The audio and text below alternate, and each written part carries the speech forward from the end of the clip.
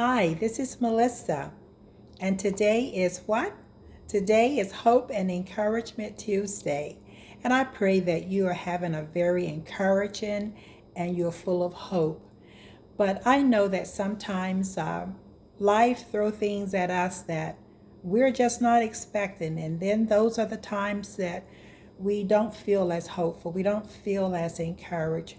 But I'm here to share with you an area that you may want to give some serious consideration to, and that is masking. And I'm not talking about the mask that we wear because of COVID.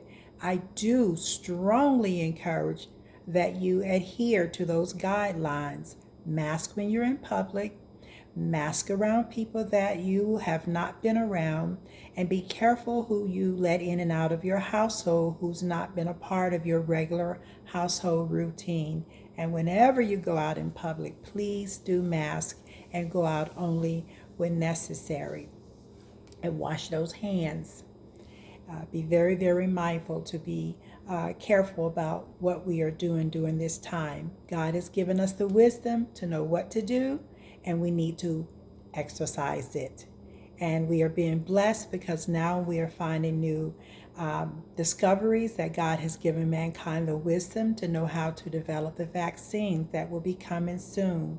So all hope is not lost. We just need to be a little more patient and things will turn around because this too shall pass. We serve a great and mighty God. But as I started off, before I gave you that public service plug there, I was talking about masking. And the masking that I'm speaking of is the masking when we are not honest with ourselves. We're carrying a heaviness of our spirit. We have not released those things that are burdening us. We are holding on to old grudges. We're holding on to things that have happened to us that we did not like it, and they were wrong. Most of the time they were wrong. And the things that we did, when we mask that, we are not telling ourselves the truth. We're trying to cover up something that needs to have an opportunity to be exposed so that healing can take place. That is emotional healing. And oftentimes, when you have emotional healing, you will find that you will start physically feeling better because what's going on with you emotionally can affect you physically. So we don't want to mask anything. That means that we need to have a healthy perspective on what we expect of others. Because oftentimes when we mask something, we have an expectation that we put on other people to fulfill needs that they simply cannot because they too are carrying life issues. And guess what? They're not God. Now, that does not mean that we can't have an expectation for those that we bring into our inner circle, families, relationships, marriages, close friends, all of those relationships that are very near and dear to us. We should have an expectation that we're going to treat each other with respect and we're going to honor each other and we're not going to violate our relationships.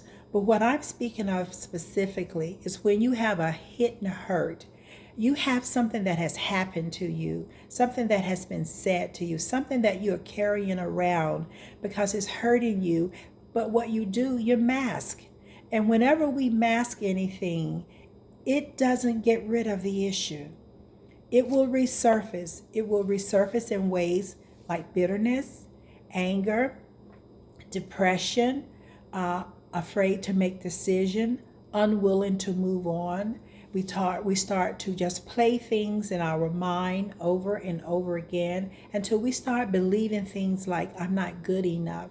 I'm not worth anything. Maybe this happened to me because I am such a bad person. Or if I wasn't so bad, I would not have said or done those things.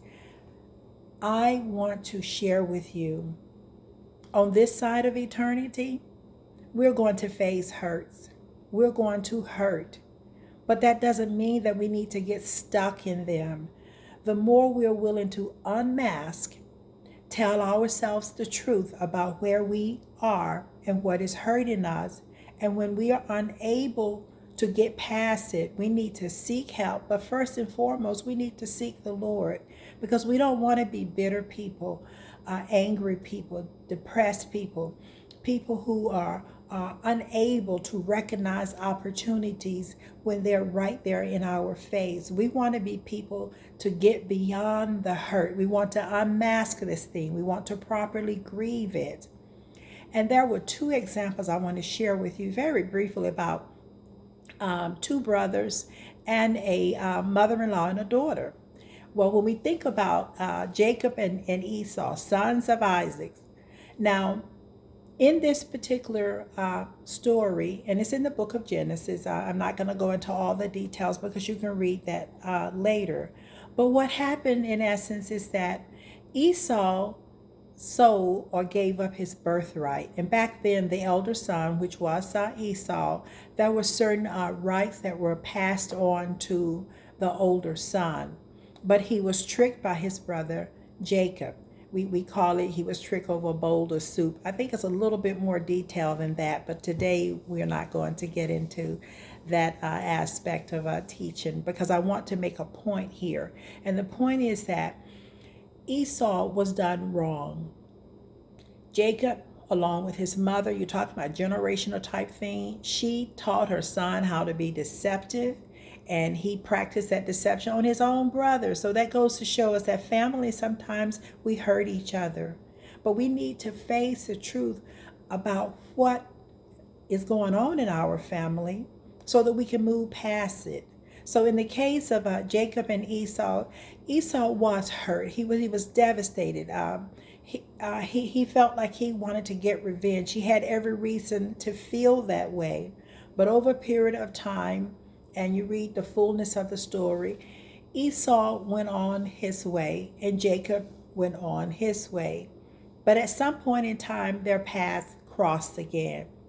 Now, Esau obviously had to have been a man that did some serious contemplation, which is what we have to do. We have to realize that, it happened. It did happen. I cannot undo it. I cannot change it. But I want the life that God has promised me to the full. I want to live abundantly. I want to live with my future in front of me and stop looking behind me, because if I stay behind me, I can't receive the blessing that God has before me. So that means I gotta change my mind. I have to unmask what I'm feeling, deal with it, get the help that I need to deal with it. But in this case, the brother Esau, when they finally met again, Jacob really thought that his brother was going to try to seek revenge and kill him. But Esau had a change of heart. And I want to show you something that what happens when we unmask, when we deal with our grief. We're able to look at things from a different perspective and move on with our lives so that we can be prosperous. And that's exactly what happened with Esau. Esau was a prosperous man, even though he had previously been done wrong by his own mother and his brother following through with it. But when he had an opportunity to meet his brother, years have passed, but this is what he said. And I want you to see this part of the story that is so essential, because it's about forgiving. It's about letting go, grieving what you need to grieve, and decide, I shall move on with my life. I believe that God has something for me. I don't have to stay stuck. I refuse to stay stuck. I refuse to carry a heaviness in my heart and my spirit where everything that I'm in now can't be prosperous, because I allow my past hurts to identify me. See, we don't want to be identified by what's in the past. We want to unmask it, assess it, contemplate, forgive, and seek help where we need it. But this is what Esau said that was just so amazing when you think about his birthright. His birthright was taken, but he had a change of heart. And I believe it's because he unmasked his emotions and he dealt with them, and he took things before the Lord to forgive his brother. And through that forgiveness, it freed him up. It allowed him to see life differently. It allowed him to be a prosperous man in his own right. This is from Genesis chapter 33, and I'm going to start reading that from verses 1 through, let's see, I think I'll go all the way to verse, this looks like probably verse 5 or 6. We'll read that. Genesis 33. And I'm reading to you from the New International Version. You probably know I tend to use that version a lot. Genesis 33. Jacob looked up, and there was Esau coming with his 400 men. So he divided the children among Leah, Rachel, and the 2 female servants. He put the female servants and their children in front, Leah and her children next, and Rachel and Joseph in the rear. He himself went on ahead and bowed down to the ground 7 times as he approached his brother. But Esau ran to meet Jacob and embraced him. I want to read that again. But Esau ran to meet Jacob and embraced him. He threw his arms around his neck and kissed him, and they wept. And they wept. I just read to you chapter 33 in Genesis, verses 1 through 4. That could not have happened unless Esau got beyond his hurt, got beyond what his brother had done to him. His brother was wrong. That we're not saying when you're getting beyond anything that you are supposed to just be so dismissive that you can identify what happened as it happened. It happened. But if you stay stuck in the place of your woundedness, it is going to turn on you. Because God asks us to forgive, so we will open up our hearts and our spirit in order to receive the instructions and recognize opportunities and move on to allow life to be redeemed. Because God is about being a redemptive God. These 2 brothers were able to make peace. Now, no doubt, Jacob probably still felt a little uneasy because he knew he had done something wrong, but Esau didn't throw it up in his face. He wept with his brother. We have a similar story when we look at Ruth and Naomi, and this is in the entirety of the Old Testament too, in the book of Ruth. And I'll just kind of paraphrase and generalize the essence of the story. But this is what happened. They lost everything. Their husbands, they lost their ability to be able to be productive in the land where they were living. But Naomi wanted to go back to her home. Ruth, being her daughter-in-law, said, no, I'm going to go back with you. Now, they both had lost a lot, everything. Naomi lost her sons who were married to Ruth and her sister Oprah. And when we look at that, that's just so much. And then Naomi lost her husband too. Here are women that are devastated. But Naomi has something in her, even in the midst of her pain, she knew that she couldn't just stay there.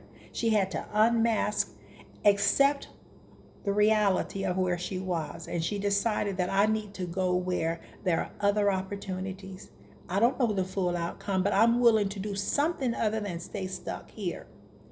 And she obviously inspired her daughter-in-law, Ruth. Ruth said that I will go with you. Wherever you go, I will go. Here's a young woman who was willing to unmask and accept, I lost my husband. I'm grieving, I'm hurting, but I know I can't stay stuck here. I need to do something. And sometimes we need someone that we can partner with, someone that we can be aligned with, who is inspirational to help us get beyond where we are. And that's what the relationship with Ruth and Naomi was about. They were 2 women who had been wounded and hurt deeply, great loss. But guess what? They didn't stay there. They unmasked, told the truth about where they were, and they grieved what they grieved, but then they made a decision.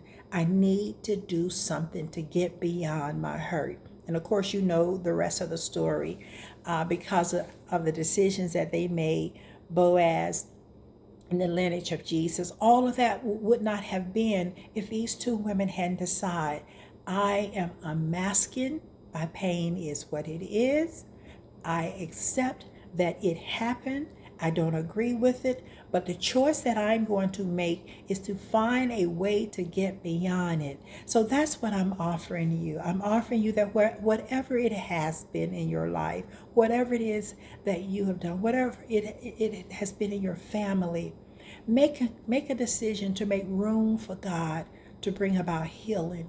And that healing can occur with you making up your mind, seeking help with other godly people who can encourage and inspire you so that you know that you do not have to be defined by what happened and what you experienced. So during this great holiday season, we are seeing something great, and that is the season of Advent.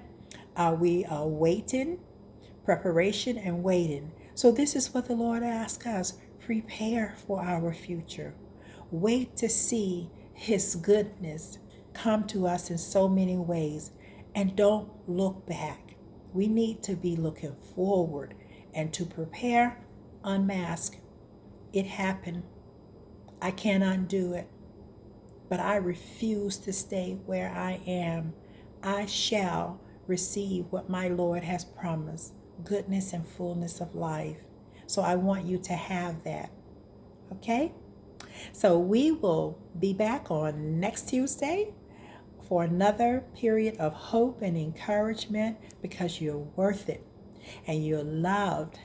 And we want all of the goodness that our Father has offered us. And we can't stay where things have already happened. We need to move forward. It is a process, but I know you can do it. God bless you and have a wonderful, wonderful day. And I'll see you next week. Bye-bye.